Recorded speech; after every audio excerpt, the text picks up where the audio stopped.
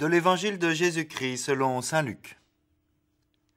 Quand arriva le jour fixé par la loi de Moïse pour la purification, les parents de Jésus le portèrent à Jérusalem pour le présenter au Seigneur selon ce qui est écrit dans la loi.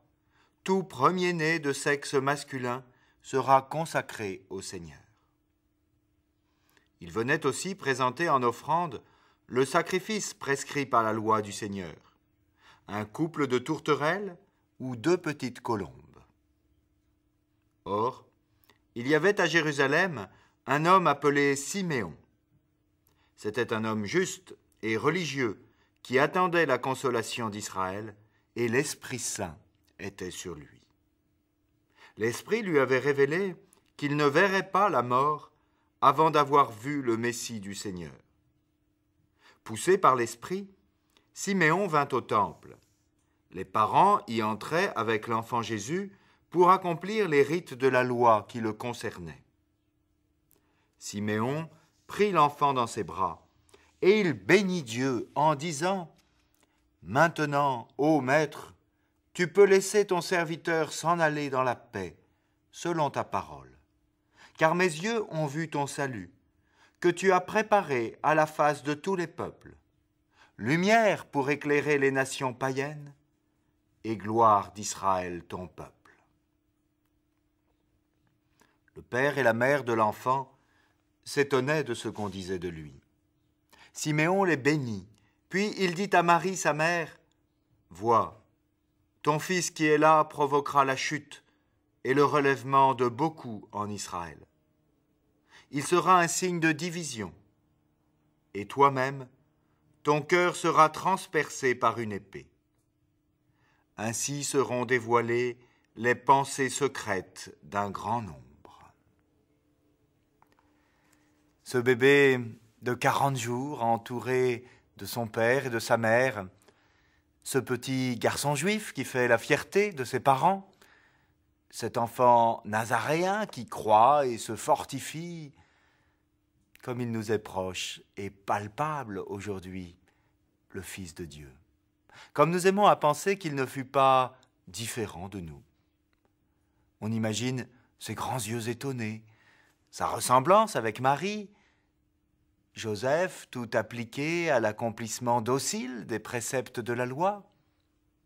Jésus, ce petit bout de Dieu, entre les portes colossales du temple, petit corps chaud et tendre dans les bras de sa mère, 37 degrés d'enfance réelle.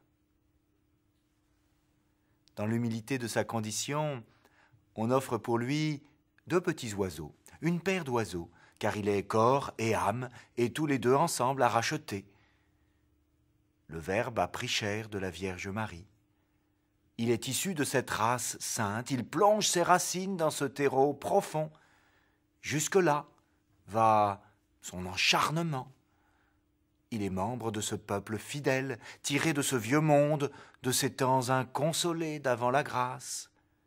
Jésus, lumière des nations, vient éclairer ces temps obscurs et cette nuit des temps, ces siècles accumulés de l'attente que Siméon personnifie dans le temple.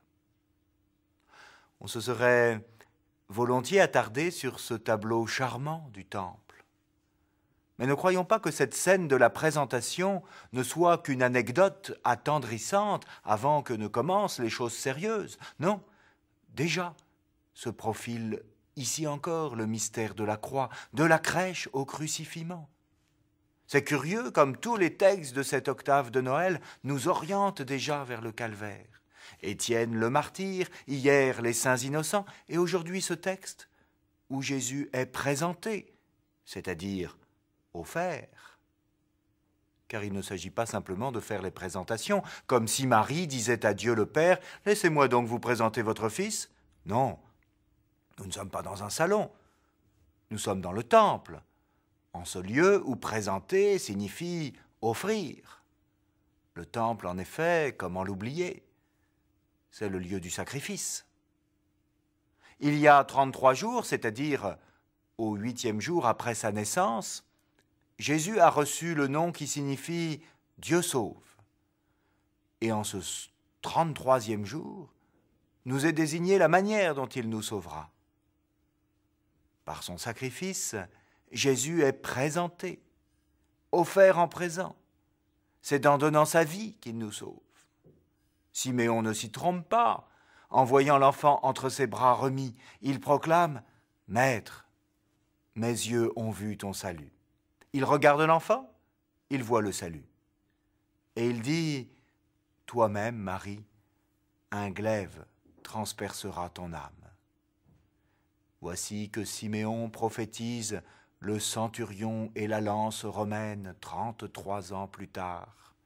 Ce glaive de la croix, Jésus n'en souffrira pas, car il était déjà mort quand le coup fut porté. Mais c'est Marie, chancelante et dressée, qui le reçut en pleine face de l'âme. Oui, dans le temple aujourd'hui, c'est bien un sacrifice auquel nous assistons. Marie offre son fils à Dieu.